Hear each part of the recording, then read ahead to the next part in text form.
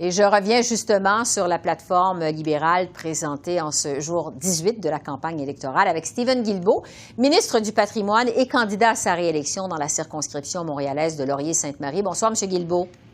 Bonsoir, Esther. On vient d'entendre le chef conservateur, M. O'Toole, qui vous reproche de recycler vos promesses, les libéraux. Qu'est-ce qu'il y a vraiment de nouveau dans cette plateforme électorale que vous avez présentée aujourd'hui?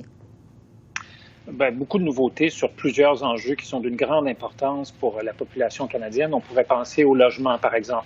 Or, que ce soit le logement social, que ce soit l'accès au logement, notamment pour les jeunes, nous avons publié toute une section de notre plateforme qui ne porte que sur cette question-là. Donc, faciliter l'accès à la propriété, plus de logement social, mettre un moratoire sur les investissements spéculatifs d'investisseurs étrangers dans le secteur du logement au Canada, un moratoire de 2 ans.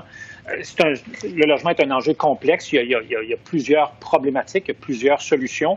Alors, tous ces éléments-là, ce sont des éléments, dans certains cas, qui s'inscrivent dans la continuité de la première politique nationale sur le logement que nous avons mis en place, mais plusieurs éléments nouveaux dans la plateforme.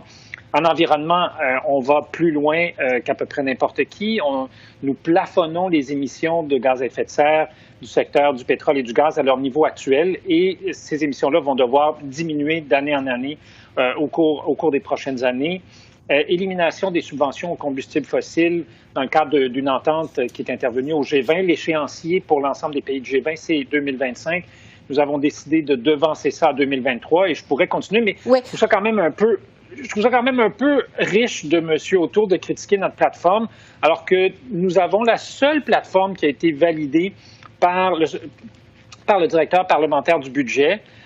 Ni les conservateurs, qui sont pourtant supposés être des très bons sur les questions d'économie, n'ont fait ça, et leur projection de croissance repose sur quelque chose qui est sorti tout droit d'un livre de licorne. Votre plateforme, en effet, elle est chiffrée, mais malgré pour 78 milliards de dollars en dépenses, vous ne prévoyez pas les libéraux de retour à l'équilibre budgétaire, contrairement aux conservateurs qui veulent le faire d'ici 10 ans. Est-ce que c'est responsable de la part des libéraux de ne pas prévoir comme ça de retour à l'équilibre budgétaire?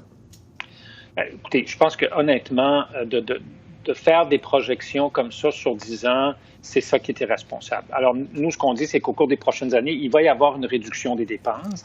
On va se diriger de plus en plus vers un budget équilibré.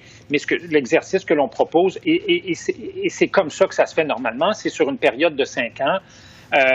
Bien malin celui ou celle qui peut nous dire comment les choses vont évoluer au cours des 10 prochaines années. Alors, de dire qu'on va réussir à équilibrer un budget dans 10 ans sans même présenter de chiffres et les faire valider par le directeur parlementaire du budget, je trouve que ça ne fait pas très sérieux. Bon, je veux revenir sur l'environnement. Vous en parliez il y a un instant. Vous nous disiez tout ce que vous alliez faire.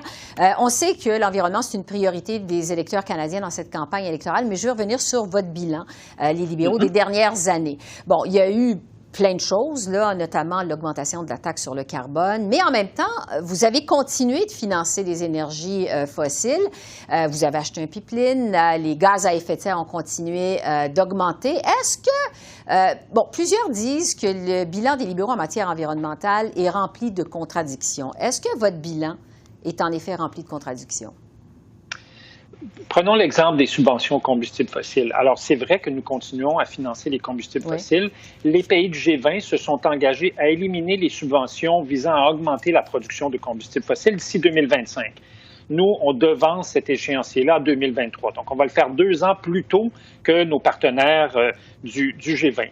Et ce que les partis d'opposition ne vous diront pas, mais c'est que pour $1 qui est investi aujourd'hui dans les combustibles fossiles, il y a $2 qui est investi dans l'économie verte, dans le transport collectif, dans les énergies renouvelables, dans l'électrification des transports, dans la protection de nos espaces. Et c'est la première fois dans l'histoire du pays que ça se fait. 2 fois plus d'argent dans l'économie verte que dans les combustibles fossiles. Vous dites que les émissions de gaz à effet de serre n'ont pas commencé à diminuer. Lorsqu'on regarde où s'en allait le Canada en termes d'émissions de gaz à effet de serre lorsque nous avons pris le pouvoir, en 2030, les émissions du Canada auraient été 12 à 15 % plus élevées que grâce à notre plan, donc parce que les conservateurs n'avaient rien fait. Or, lorsqu'on regarde, en fonction du dernier inventaire d'émissions de gaz à effet de serre, maintenant, on a réussi à réduire cette courbe-là et réduire de 30 millions de tonnes les émissions de gaz à effet de serre à l'échéance 2030. Ça, c'est c'est presque la moitié des émissions de tout le Québec, Esther. Alors, notre plan, il fonctionne, mais là, on a commencé à le déployer pour 2010, les derniers inventaires datent de 2019. Donc, on était au tout début de notre plan. Mais ça fonctionne. Oui, juste un mot sur la place de l'environnement dans cette campagne électorale. Je ne peux pas ne pas vous poser la question à vous, Stephen Guilbeault, mais rapidement pour une réponse. Est-ce que vous trouvez qu'on en parle assez de l'environnement et des changements climatiques dans cette élection? Qu'est-ce que vous en pensez, vous? Bien, moi, je peux vous dire que c'est certainement l'une des choses qu'on entend le plus à la porte et au téléphone. Et ça, je me suis promené. Alors, clairement, vous avez raison. En termes de couverture, ben, par exemple, lorsqu'on a annoncé qu'on plafonnait les émissions de gaz à effet de serre, ce que tous les écologistes ont salué, je pense à Greenpeace, je pense à des organisations comme Environmental Defense, Équiterre et bien d'autres, ont salué ce geste-là comme l'un des gestes les plus ambitieux. Cette journée-là, la couverture était sur les manifestants qui poursuivaient le premier ministre Trudeau, rien sur les changements climatiques. Alors, parfois, c'est pas parce qu'on en parle nécessairement que les médias vont décider de couvrir l'information. Le temps file. Je vais vous parler de la lutte dans votre circonscription de Laurier-Sainte-Marie à Montréal. On sait que le NPD fonde beaucoup d'espoir avec la candidate Nima Machouf, qui est épidémiologiste. Elle a eu beaucoup, elle a beaucoup gagné en notoriété pendant la pandémie. Comment voyez-vous la lutte dans Laurier-Sainte-Marie, M. Guilbeault?